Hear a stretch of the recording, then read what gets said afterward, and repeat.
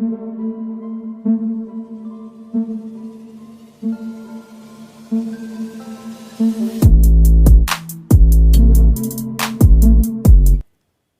दोस्तों, scary story official में आप सबका स्वागत है।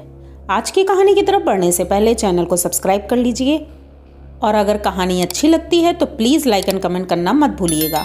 तो दोस्तों, आज की कहानी बहुत ही ज़्यादा डरावनी है और मुझे ऐसा लगता है आप लोगों को पसंद ज़रूर आएगी। तो पसंद आए तो कमेंट बॉक्स में ज़रूर बताइएगा कहानी का कौन सा पार्ट आपको सबसे अच्छा लगा। तो कहानी शुरू होती है 4 दोस्तों से, राहुल, विक्की, सनी और अनन्या। ये चारों दोस्त हैं और एक ही स्कूल में पढ़ते हैं। इंटर स्कूल में है और फाइनल है, इंटर है। तो इन लोगों ने सोचा था कि पिकनिक जाएंगे हम सभी लोग, क्योंकि स्कूल से पिकनिक जा रहे थे। इन्होंने अपने अपने घर में सबसे परमिशन ली। तो राहुल के मम्मी पापा ने बोला कि बेटा मौसम ठीक नहीं है, सर्दी का मौसम है और एग्ज़ाम्स आने वाले हैं, पिकनिक गए अगर कहीं बीमार हो गए तो कुछ प्रॉब्लम हो जाएगी। तो राहुल कहता है मम्मी ऐसी कोई बात नहीं है, सभी लोग जा रहे हैं तो मैं भी जाऊंगा। बहुत जिद करता है तो मम्मी पापा परमिशन दे देते हैं। अब जब ये तीनों दोस्त जा रहे थे तो अनन्या के मम्मी पापा को भी मानना पड़ा कि ठीक है, अच्छा जाओ लेकिन अपना ध्यान रखना, क्योंकि ये सभी लोग एक ही कॉलोनी में रहते थे। तो बचपन से ही इन चारों की दोस्ती थी और बहुत ही अच्छी दोस्ती थी। फाइनली स्कूल पहुंचते हैं और स्कूल के ग्राउंड से ही सारी बसें लगी हुई थी। 2 बसें जा रही थी और एक बस में स्टूडेंट्स थे और उसमें थोड़े 2-3 टीचर थे और दूसरी बस में सारे टीचर्स थे। अब सभी लोग वहाँ से निकल पड़ते हैं, बहुत खुश थे, रास्ते भर गाने गाते हुए एंजॉय करते हुए चले जा रहे थे। अब ये पिकनिक के लिए कहाँ जा रहे थे, तो ये जा रहे थे मसूरी, क्योंकि ये उत्तराखंड में रहते हैं पौड़ी के पास, लेकिन वहाँ से मसूरी ज़्यादा दूर नहीं है। तो इन्होंने सोचा था कि कहीं दूर जाएंगे, लेकिन चलो ठीक है, मसूरी भी अच्छी जगह है, हम लोग घूमेंगे, एंजॉय करेंगे। तो वहाँ पर जाते हैं और कैंपिंग का सारा सामान था। 2 दिन का ट्रिप था कि 2 दिन वहीं पर रहेंगे, कुछ गेम्स वगैरह खेलेंगे और वहीं पर एंजॉय करेंगे। तो फाइनली ये लोग मसूरी पहुंच जाते हैं और एक ग्राउंड में वहाँ पर पहाड़ी के पास टेंट लगाया जाता है। सब बच्चे बहुत खुश होते हैं, सभी मिलकर टेंट लगवाते हैं और कैंपिंग का सारा सामान लेकर आते हैं। वहाँ पर चूल्हा बनता है और उसमें खाना बनना शुरू हो जाता है। 2 कुक आए थे, वो खाना बना रहे थे। सब बच्चे इधर उधर खेल रहे थे। अब ये चारों लोग एक जगह खड़े होकर देख रहे थे पहाड़ियों को। दूर दूर तक कोहरा दिख रहा था क्योंकि सर्दी का मौसम था और धुंध एकदम छाई हुई थी। शाम होने को थी और ऐसा लग रहा था जैसे कि रात हो गई हो, क्योंकि अंधेरा होने लगा था। अब ये चारों देख रहे थे, देखते देखते ये सोचते हैं चलो ठीक है, सर्दी बहुत लग रही है तो हम लोग बॉल खेलते हैं और खेलते खेलते गर्मी लगेगी। तो ये लोग बॉल निकालते हैं अपने बैग से और बॉल खेलना शुरू कर देते हैं। चारों लोग खेल रहे थे। खेलते खेलते बॉल इनकी अचानक से एक खाई की तरफ चली जाती है। तो विक्की बोलता है कि मैं बॉल लेकर आता हूँ, तुम तीनों यहीं पर रुको। विक्की जाता है नीचे मतलब बॉल लेने के लिए और काफ़ी नीचे था। वो धीरे धीरे सरकते सरकते नीचे गया और उसने बॉल ली होगी, लेकिन आने में उसे बड़ा टाइम लग रहा था। ये तीनों वहीं खड़े होकर इंतज़ार कर रहे थे। एक तो अंधेरा हो गया था और टीचर्स भी चिल्ला रहे थे कि सभी लोग अंदर चलो क्योंकि अंधेरा हो रहा है, लेकिन विक्की अभी तक नहीं आया था। तो ये तीनों परेशान थे। अब ये तीनों भी धीरे धीरे नीचे की तरफ बढ़ जाते हैं और देखते जाके कि आखिर विक्की है कहाँ। ये तीनों नीचे जाते हैं पर विक्की कहीं नहीं मिलता है। ये लोग इतना परेशान हो जाते हैं कि आखिर कहाँ चला गया विक्की, और ये लोग विक्की को आवाज़ देते हैं लेकिन वो कहीं नहीं मिल रहा था। अब ये नीचे तो पहुंच गए थे लेकिन अंधेरा अब ज़्यादा हो गया था तो कुछ दिख नहीं रहा था। ये लोग वहीं पर भटक जाते हैं, इधर उधर भागने लगते हैं, चिल्लाने लगते हैं, सबको एक दूसरे को आवाज़ दे रहे थे। तभी इन्होंने देखा कि विक्की कहीं से चिल्ला रहा है। तो ये लोग उस आवाज़ के पीछे पीछे जाने लगते हैं। जब उस आवाज़ के पीछे जा रहे थे तो तीनों लोग एक साथ हो गए थे और उस आवाज़ के पीछे पीछे जा रहे थे। ये आवाज़ काफ़ी दूर से आ रही थी। अब ये तीनों सोचते हैं आखिर विक्की इतनी दूर कैसे चला गया, जबकि बॉल तो यहीं पर कहीं गिरी थी। तो ये लोग जब उधर जाते हैं तो देखते हैं एक झोपड़ी बनी थी छोटी सी, उस झोपड़ी के अंदर से वो आवाज़ आ रही थी। अब ये तीनों झोपड़ी के बाहर खड़े थे, अंदर देखने की कोशिश कर रहे थे लेकिन कुछ दिख नहीं रहा था।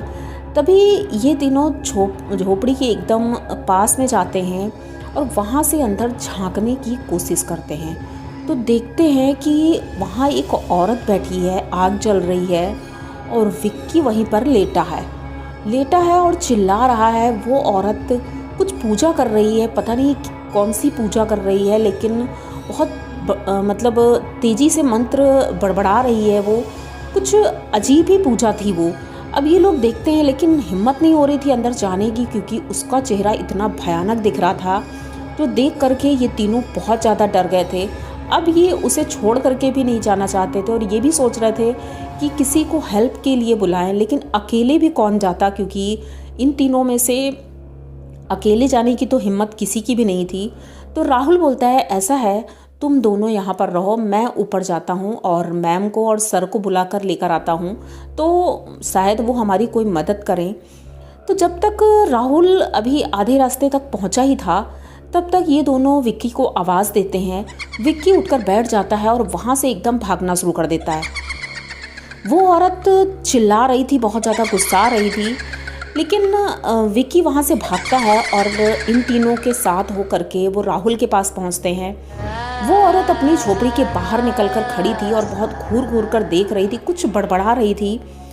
ये लोग कुछ देखते नहीं हैं, बस वहाँ से भागते हैं। अब वहाँ से भाग करके ऊपर आते हैं और अपने अपने कैंप में चले जाते हैं। अब कैंप के अंदर ये लोग बहुत डरे हुए बैठे हुए थे। तो बाकी दोस्त पूछते हैं, आखिर क्या हुआ, तुम लोग कहाँ थे, सर इतना ज़्यादा गुस्सा हो रहे थे। तो इन्होंने बताया कि हम लोग वहाँ फंस गए थे और फाइनली अब ठीक है हम लोग। अब चलो सभी लोग सोने लगते हैं, खाना वाना खा लिया और अब सोने की तैयारी हो रही थी, क्योंकि 11 बज चुका था। सब सो रहे थे और ये चारों लोग अपने कैंप में एक ही साथ अगल बगल लेटे हुए थे। अचानक से कुछ आवाज़ आती है बाहर से।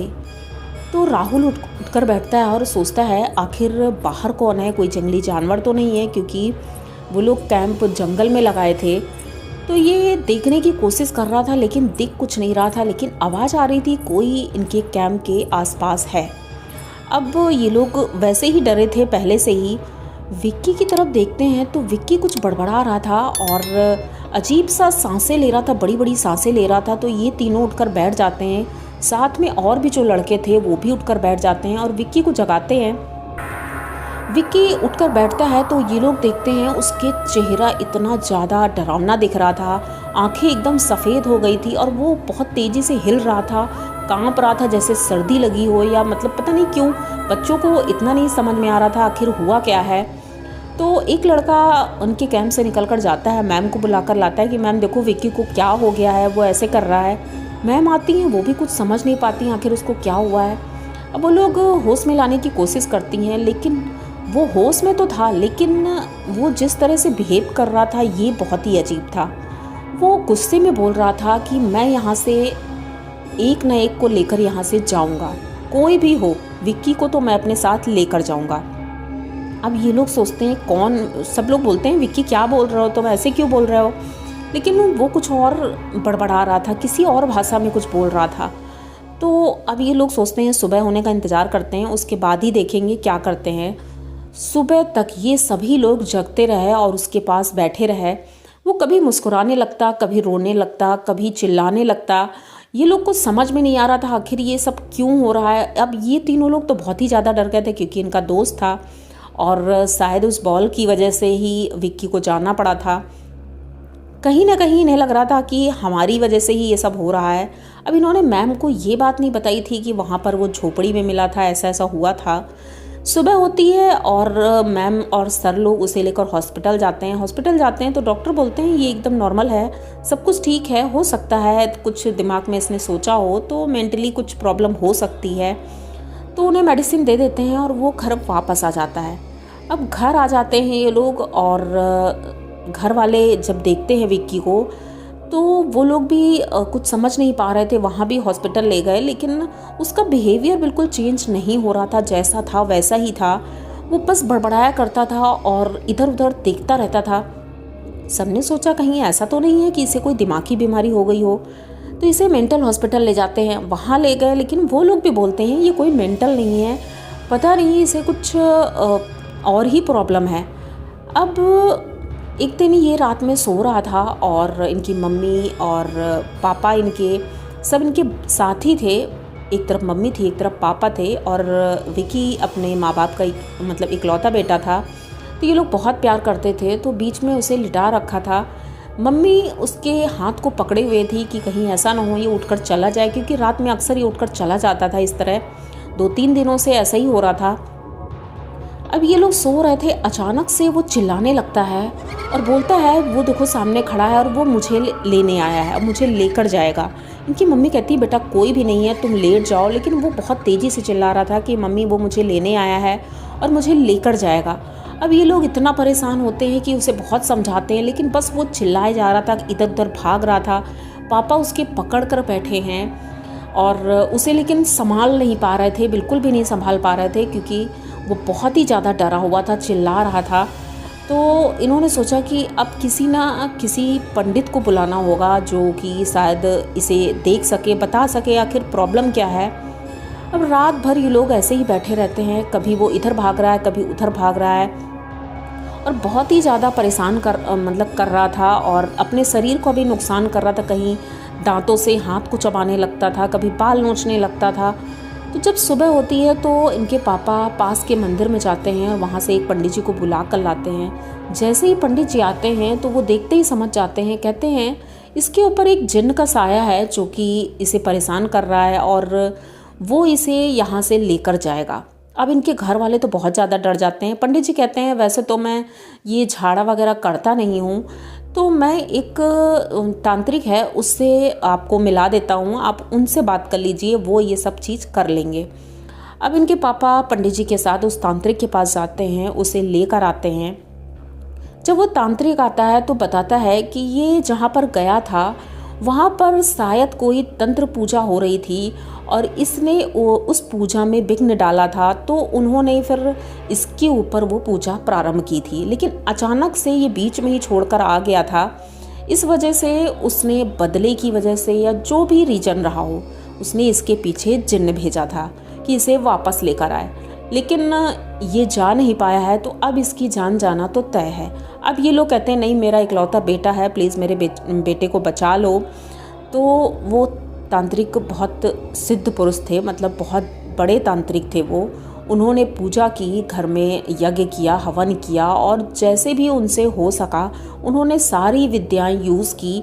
उसके बाद उसको बचा लिया था। 2-3 दिन वो एकदम ठीक रहा। उन्होंने कहा कि अब ये ठीक है, और एक उन्होंने ताबीज़ बना कर दिया था और बोला था कि इसे कह देना कि कभी उतारेगा नहीं। इन्होंने कहा चलो ठीक है, वो वैसे भी कभी नहीं उतारेगा, मैं ध्यान रखूँगी इस चीज़ का। उनकी मम्मी ने बोला। अब तांत्रिक वहाँ से चले जाते हैं। अब सब कुछ ठीक था, एकदम से विक्की नॉर्मल हो गया था। अब वो दूसरे दिन स्कूल भी गया था, स्कूल गया, सब कुछ ठीक। तीसरे दिन जब ये रात में सो रहा था तो इसे महसूस फिर से होता है कि इसके आसपास कोई है। अचानक से अपने गले में चेक करता है तो इसका ताबीज़ उसके गले में था ही नहीं। तब इसे याद आता है स्कूल में जब ये बॉल खेल रहा था, फुटबॉल खेल रहा था, तो किसी बच्चे ने इसका कॉलर पकड़ा था शायद खेल की वजह से, और वहीं पर उसका ताबीज़ गिर गया था। अब ये बहुत ज़्यादा डर जाता है और तभी किसी के हंसने की आवाज़ आती है बहुत तेज़ी से।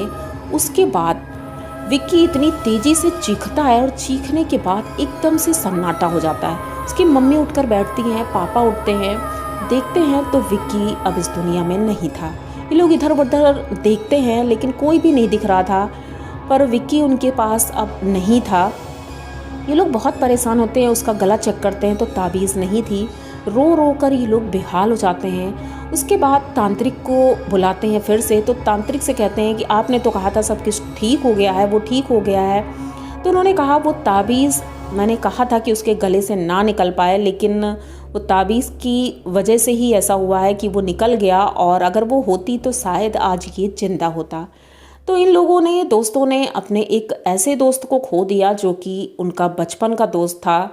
आज भी लोग बहुत याद करते हैं विक्की को कि उस पिकनिक में जाने की वजह से आज हमारे बीच में विक्की नहीं रहा।